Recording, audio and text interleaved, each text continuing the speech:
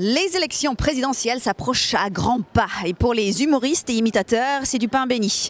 Il y a toujours des rebondissements, c'est très riche, mais j'imagine un petit peu stressant, il faut être très réactif. Nicolas Canteloup, qui joue ici sur la scène des Folies Bergères, comment vit-il cette période particulièrement chargée? On va lui demander.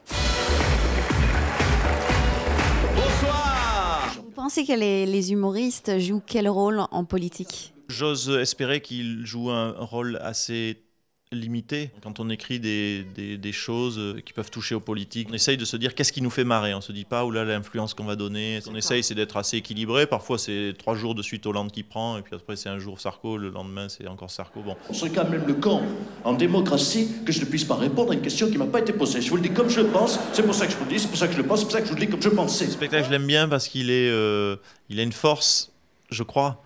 Au-delà du texte, c'est le rythme. Il est très rythmé, il y a des tableaux très très différents. La chance de l'imitation, la force de l'imitation, c'est que vous passez d'un univers à un autre, l'univers de la politique, des médias, du sport. Ça me donne une palette de possibilités énormes. Quoi qu'a-t-il bien pu n'arriver d'un Michael Jackson?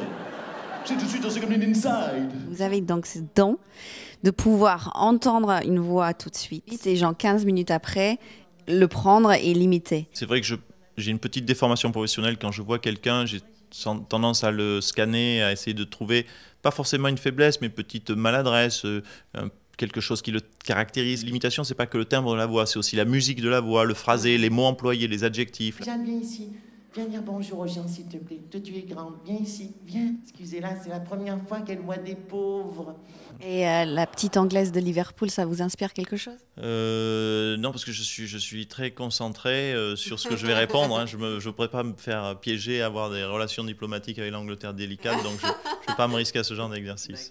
Mais merci beaucoup en tout cas et bon spectacle.